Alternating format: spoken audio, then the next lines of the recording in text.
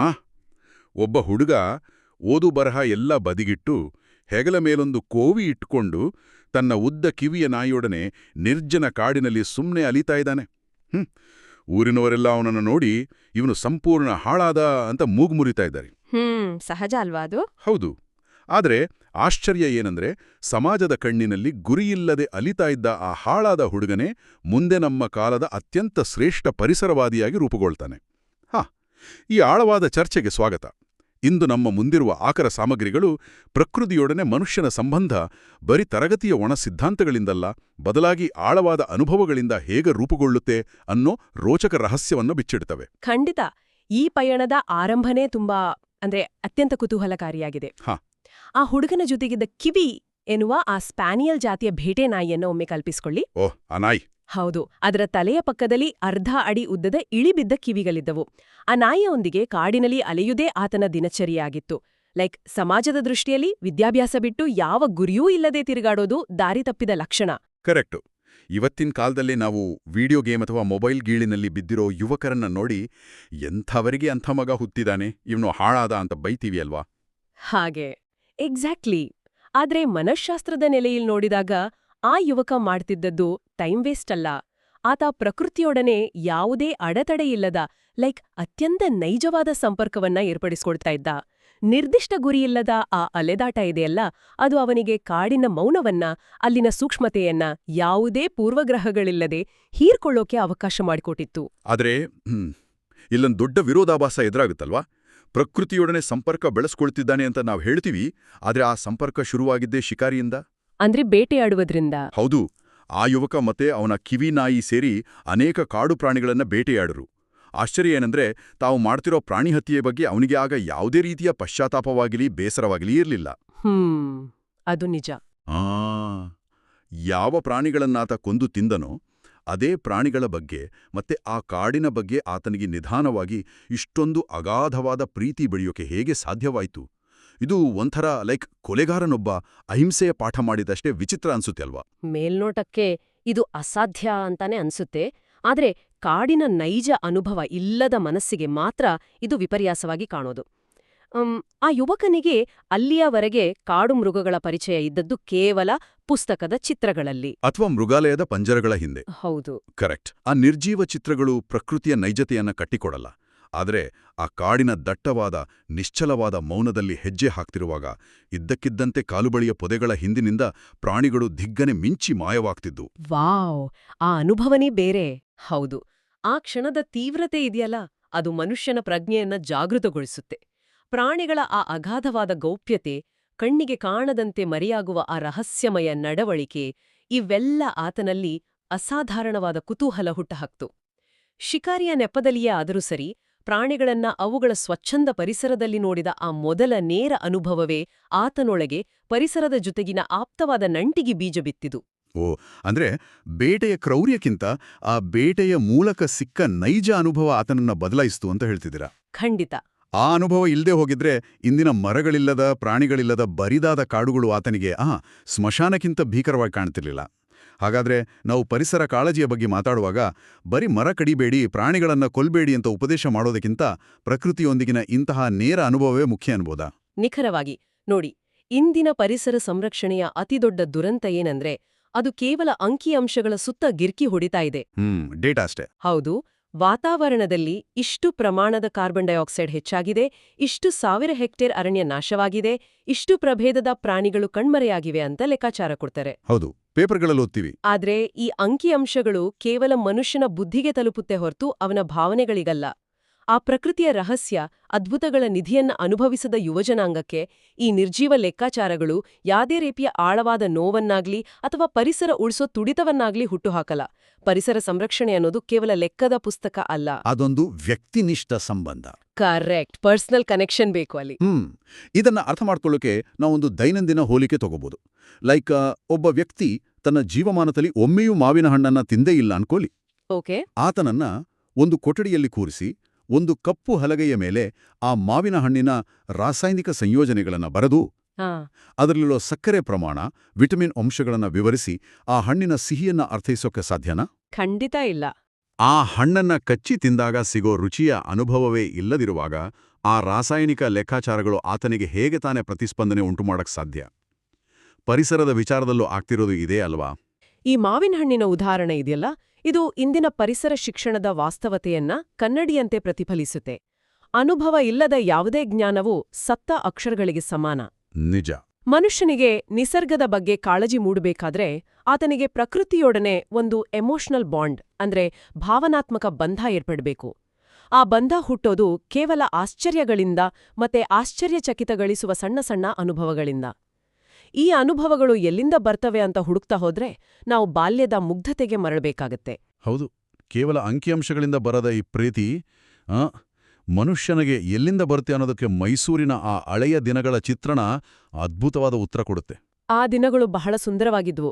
ಹೌದು, ಆ ದಿನಗಳಲ್ಲಿ ಮೈಸೂರಿನ ಸುತ್ತಮುತ್ತ ದಿಗಂತದವರೆಗೂ ಕೇವಲ ಹೊಲಗಳು ಮತ್ತೆ ಕುರುಚಲು ಪೊದೆಗಳ ಬಯಲು ಮಾತ್ರ ಇತ್ತು.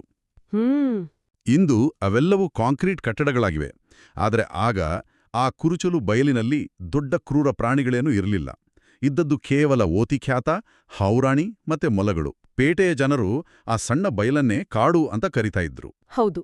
ಇಂತಹ ಒಂದು ಸಣ್ಣ ಜಾಗದಲ್ಲಿ ನಡೆದ ಆ ಇಲಿಯ ಬಿಲದ ಪ್ರಸಂಗ ಇದೆಯಲ್ಲ, ಅದು ನಿಜಕ್ಕೂ ರೋಚಕವಾಗಿದೆ. ಆ ಇಲಿಯ ಬಿಲದ ಘಟನೆಯ ಹಿಂದಿನ ಸೂಕ್ಷ್ಮತೆಯನ್ನ ನಾವು ಆಳವಾಗಿ ಗಮನಿಸಬೇಕು. ಬೆಳಗಿನ ವಾಕಿಂಗ್ ಹೋಗ್ತಿದ್ದಾಗ ಕಾಲು ಹಾದಿಯಲ್ಲಿ ಕೆಲವು ಬಿಲಗಳನ್ನ ಕಂಡು ತಂದೆ ಅವುಗಳನ್ನ ಕುಚ್ಚಿನ ಬಾಲದ ಕಾಂಗ್ರೂ ಕಾಡಿಗಳ ಬಿಲ ಅಂತ ಗುರುತಿಸ್ತಾರೆ. ಓ, ಕಾಂಗ್ರೂ ರ್ಯಾಟ್ಸ್. ಹೌದು. ಆದ್ರೆ ಮಕ್ಕಳಿಗೆ ಅದು ನಂಬಿಕೆ ಆಗಲ್ಲ. ಯಾಕಂದ್ರೆ ಆ ಬಿಲಗಳ ಸುತ್ತಮುತ್ತ ಯಾವುದೇ ಪ್ರಾಣಿ ಓಡಾಡಿರೋ ಕುರುಹುಗಳಿರಲ್ಲ. ಬಿಲಗಳು ತೀರಾ ನಿರ್ಜೀವವಾಗಿ ಕಾಣಿಸ್ತವೆ. ಆಗ ಆ ಇಬ್ರು ಹುಡುಗರು ಸೇರಿ ಆ ಬಿಲಗಳ ಬಾಯೊಳಗೆ ಚಿಕ್ಕ ಚಿಕ್ಕ ಕಲ್ಲು ಹರಳುಗಳನ್ನ ತುಂಬಿ ಮುಚ್ಚಿಬಿಡ್ತಾರೆ. ಮಾರನೇ ದಿನ ಬೆಳಿಗ್ಗೆ ಎದ್ದು ಹೋಗಿ ನೋಡ್ದಾಗ ಅವರಿಗೆ ಕಾದಿದ್ದ ಆಶ್ಚರ್ಯ ಸಣ್ಣದಲ್ಲ. ವಾವ್! ಆ ದೃಶ್ಯವನ್ನ ಕಲ್ಪಿಸ್ಕೊಳ್ಳದೆ ಒಂದು ರೋಮಾಂಚನ. ಆ ಕಲ್ಲುಗಳೆಲ್ಲವೂ ಮಾಯವಾಗಿದ್ವು. ಇಲಿಗಳು ರಾತ್ರೋರಾತ್ರಿ ಬೆಲ್ಲದಿಂದ ಹೊರಬಂದು ಆ ಕಲ್ಲುಗಳನ್ನೆಲ್ಲ ದೂರ ಸಾಗಿಸಿ ತಮ್ಮ ಮನೆಯ ಬಾಗಿಲನ್ನ ಎಂದಿನಂತೆ ಓರಣ ಮಾಡ್ಕೊಂಡಿದ್ವಲ್ವಾ? ಹೌದು, ಅದೊಂದು ಮ್ಯಾಜಿಕ್ ಥರ. ತಾವು ಕಲ್ಲು ತುಂಬಿ ಬಂದಿದ್ದ ಜಾಗದಲ್ಲಿ ಕಣ್ಣಿಕ್ಕಾಣದ ಯಾವುದೋ ಜೀವಿ ರಾತ್ರಿ ಬಂದು ಕೆಲಸ ಮಾಡಿದೆ ಅನ್ನೋ ಅರಿವು ಆ ಮಕ್ಕಳ ಮನಸ್ಸಿನಲ್ಲಿ ಒಂದು ಮಾಂತ್ರಿಕ ಪ್ರಪಂಚವನ್ನೇ ತೆರೆದಿಡುತ್ತೆ. ಆದರೆ ಇಲ್ಲಿ ತಂದೆಯ ಪಾತ್ರ ಕೇವಲ ಆ ಕಲ್ಲುಗಳನ್ನ ತೋರಿಸೋದಕ್ಕಷ್ಟೇ ಸೀಮಿತವಾಗ್ಲಿಲ್ಲ ಅಲ್ವಾ? ಅದೇ ಈ ಘಟನೆಯ ಅತ್ಯಂತ ಮಹತ್ವದ ತಿರುವು. ತಂದೆ ಕೇವಲ ಇಲಿಗಳ ಅಸ್ತಿತ್ವವನ್ನ ಸಾಬೀತುಪಡಿಸಿ ಸುಮ್ಮನಾಗ್ಲಿಲ್ಲ. ಆ ಬಿಲದ ಪಕ್ಕದ ನುಣ್ಣನೆಯ ಧೂಳಿನಲ್ಲಿ ಮೂಡಿದ್ದ ಇಲಿಯ ಅತ್ಯಂತ ಸೂಕ್ಷ್ಮವಾದ ಹೆಜ್ಜೆ ಗುರುತುಗಳನ್ನ ತೋರಿಸಿದ್ರು. ಅಷ್ಟೇ ಅಲ್ಲ, ಆ ಇಲಿಗಳ ಬದುಕಿನ ಹಿಂದಿನ ತಂತ್ರಗಾರಿಕೆಯನ್ನ ವಿವರಿಸಿದ್ರು. ಬಿಲದೊಳಗೆ ಹಾವುಗಳು ನುಗ್ಗಿದಾಗ ಇಲಿಗಳು ತಪ್ಪಿಸ್ಕೊಳ್ಳೋಕೆ ಹೇಗೆ ರಹಸ್ಯವಾದ ಗುಪ್ತ ಮಾರ್ಗಗಳನ್ನ ಅಂದ್ರೆ ಕಳ್ಳ ಹೊರದಾರಿಗಳನ್ನ ನಿರ್ಮಿಸ್ಕೊಂಡಿರ್ತವೆ ಎನ್ನುವ ವಾಸ್ತವವನ್ನ ಬಿಚ್ಚಿಟ್ರು. ಮೈ ಗಾಡ್! ಒಂದು ಸಣ್ಣ ಇಲಿಗೆ ಅಂತಾದೊಂದು ವಾಸ್ತುಶಿಲ್ಪದ ಜ್ಞಾನ ಇದೆಯಾ ಅನ್ನೋ ಆಶ್ಚರ್ಯ. ಹೌದು ತಾನೆ. ಹಾವು ಒಂದು ದಾರಿಯಿಂದ ಬಂದ್ರೆ ಮತ್ತೊಂದು ದಾರಿಯಿಂದ ತಪ್ಪಿಸ್ಕೊಳ್ಳುವ ಇಲಿಗಳ ಬುದ್ಧಿಮತ್ತೆ ಮತ್ತೆ ಆ ಕಳ್ಳದಾರಿಗಳನ್ನ ಮಕ್ಕಳು ಕುತೂಹಲದಿಂದ ಹುಡುಕಿ ಪತ್ತೆ ಹಚ್ಚಿದ ಆ ಪ್ರಕ್ರಿಯೆ ಇದೆಯಲ್ಲ, ಇದು ಕೇವಲ ಮಕ್ಕಳ ಆಟವಾಗಿ ಉಳಿಲಿಲ್ಲ. ಪ್ರಾಣಿಗಳಿಗೂ ತಮ್ಮದೇ ಆದ ಬುದ್ಧಿಮತ್ತೆ ಇದೆ, ಅವುಗಳ ಬದುಕಿನಲ್ಲೂ ಒಂದು ಅದ್ಭುತವಾದ ವ್ಯವಸ್ಥೆ ಇದೆ ಅನ್ನೋ ಆಳವಾದ ನಂಬಿಕೆಯನ್ನ ಇದು ಮಕ್ಕಳಲ್ಲಿ ಬೇರೂರುವಂತೆ ಮಾಡಿತು. ಜೀವಿಗಳ ನಡುವಿನ ಬೇಟೆ ಮತ್ತೆ ರಕ್ಷಣೆಯ ಈ ರೋಚಕ ಹೋರಾಟವನ್ನ ಅರ್ಥ ಮಾಡ್ಕೊಳ್ಳೋಕೆ ಆ ಮಕ್ಕಳಿಗೆ ಯಾವ ವಿಶ್ವವಿದ್ಯಾಲಯದ ಪದವಿಯೂ ಬೇಕಿರಲಿಲ್ಲ. ಆ ಧೂಳಿನ ಹೆಜ್ಜೆ ಗುರುತುಗಳೇ ಅವರಿಗೆ ಅತಿ ದೊಡ್ಡ ಪಾಠಶಾಲೆ ಆದವು. ಆದ್ರೆ ಇಲ್ಲೊಂದು ಸ್ವಾಭಾವಿಕವಾದ ಪ್ರಶ್ನೆ ಹುಟ್ಟುತ್ತೆ. ನಾವು ಪರಿಸರ ಪ್ರೇಮ ಅಂದಾಕ್ಷಣ ಒಂದು ಬೃಹತ್ತಾದ ಅರಣ್ಯ, ಅಲ್ಲಿ ನಡೆಯುವ ಹುಲಿ, ಸಿಂಹಗಳ ಭೀಕರ ಬೇಟೆ, ಇಂಥ ದೃಶ್ಯಗಳನ್ನ ಊಹಿಸ್ಕೊಳ್ತೀವಿ. ಹೌದು, ಸಿನಿಮಾ ನೋಡ್ದ ಹಾಗೆ. ಕರೆಕ್ಟ್.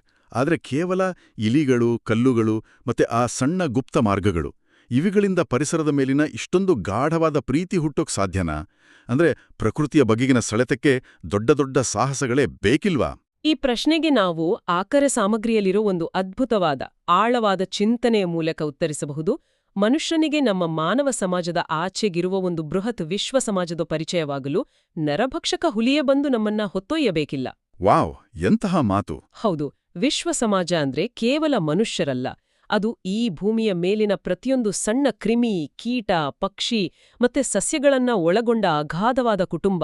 ಆ ಇಲಿಗಳು, ಬಿಲಗಳಿಂದ ಕಲ್ಲುಗಳನ್ನ ಎತ್ತಿಟ್ಟ ಸಣ್ಣ ಘಟನೆಯೇ ಸಾಕು ಈ ವಿಶ್ವ ಸಮಾಜ ಎಷ್ಟೊಂದು ಜೀವಂತವಾಗಿದೆ ಅಂತ ಅರಿತುಕೊಳ್ಳೋಕೆ. ಇದು ನಿಜಕ್ಕೂ ಕಣ್ಣು ತೆರೆಸುವಂತಹ ವಿಚಾರ. ನಮ್ಮ ಸುತ್ತಮುತ್ತಲಿನ ಸಣ್ಣ ಸಣ್ಣ ಜೀವಿಗಳೇ ನಮಗೆ ಈ ವಿಶ್ವ ಸಮಾಜದ ಕೊಂಡಿಗಳಾಗ್ತವೆ. ಖಂಡಿತ. ಮನೆಯ ಕಿಟಕಿಯ ಬಳಿ ಹುಲ್ಲು ಕಡ್ಡಿಗಳನ್ನ ತಂದು ಗೂಡು ಕಟ್ಟುವ ಪಿಕಳಾರ ಹಕ್ಕಿ, ತನ್ನ ಚೂಪಾದ ಕೊಕ್ಕಿನಿಂದಲೇ ಎಲೆಗಳನ್ನು ಹೊಲಿದು ಗೂಡು ಮಾಡುವ ಟುವಿ ಹಕ್ಕಿ, ಅಥವಾ ಮರಗಳ ಮೇಲೆ ಸಾಲಾಗಿ ಹೋಗುವ ಕಂಬಳಿ ಹುಳುಗಳ ದಂಡು.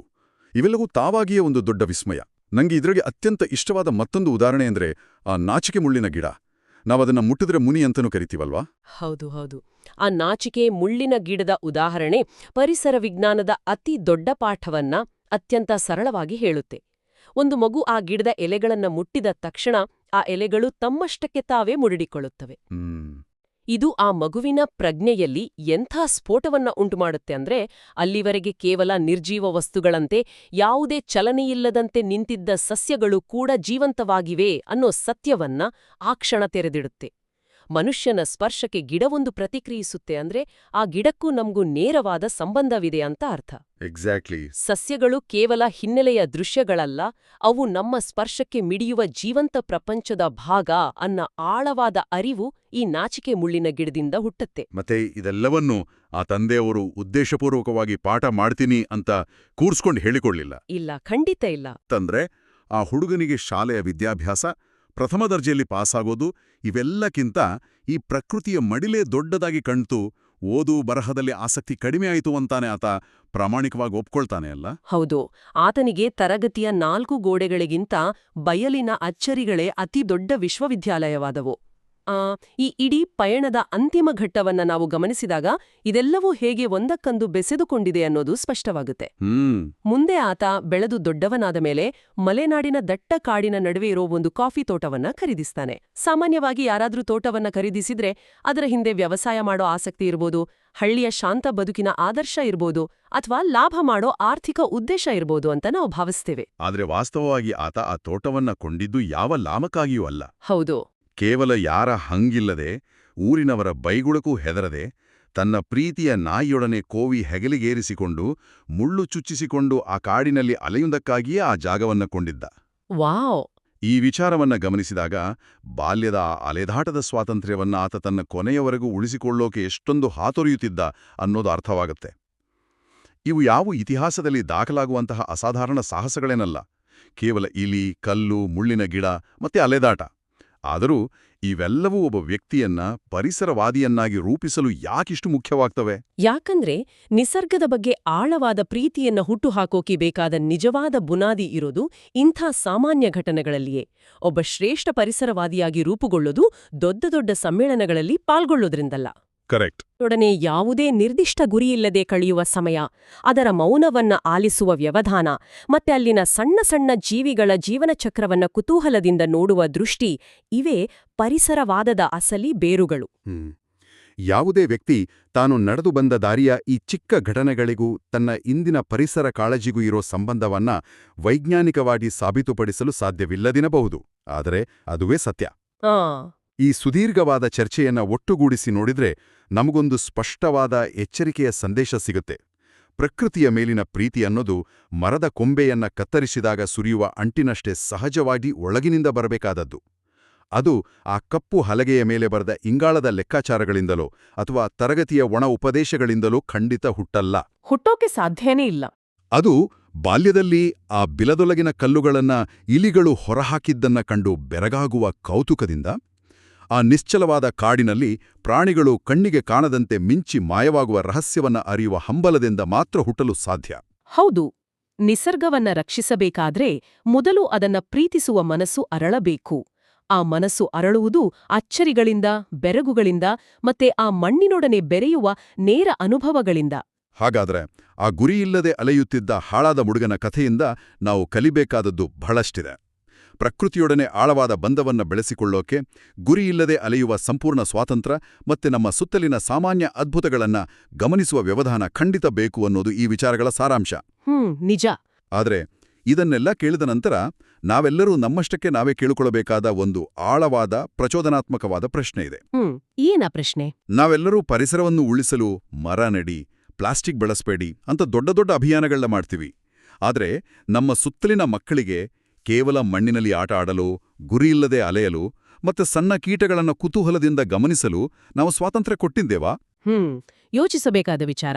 ಬೆಳಗಿನಿಂದ ರಾತ್ರಿಯವರೆಗೆ ಪ್ರತಿಯೊಂದು ನಿಮಿಷವೂ ಯಾಂತ್ರಿಕವಾಗಿ ನಿಗದಿಯಾಗಿರುವ ಇಂದಿನ ವ್ಯವಸ್ಥೆಯಲ್ಲಿ ಆ ಮಕ್ಕಳಿಗೆ ಈ ಪ್ರಕೃತಿಯ ರಹಸ್ಯಮಯ ಭಾಷೆಯನ್ನ ಕಲಿಯೋಕೆ ಬಿಡುವೇ ಇಲ್ಲದಂತಾಗಿದೆ. ಹೌದು. ಬಹುಶಃ ಈ ಭೂಮಿಯನ್ನ ಉಳಿಸುವ ಮುಂದಿನ ಪರಿಸರವಾದಿಯನ್ನ ಹುಟ್ಟುಹಾಕಲು ನಾವು ಅವರಿಗೆ ವಿಜ್ಞಾನದ ಪಾಠ ಮಾಡೋದಕ್ಕಿಂತ ಹೆಚ್ಚಾಗಿ ಸ್ವಲ್ಪ ಬಿಡುವು ಕೊಟ್ಟು ಯಾವುದೇ ಗುರಿಯಿಲ್ಲದೆ ಅಲೆಯಲು ಬಿಡಬೇಕಷ್ಟೇ ಅಲ್ವಾ? ಆಳವಾದ ಚಿಂತನೆಗೆ ಇದು ನಮ್ಮ ಇಂದಿನ ಕೊಡುಗೆ. ಯೋಚಿಸಿ.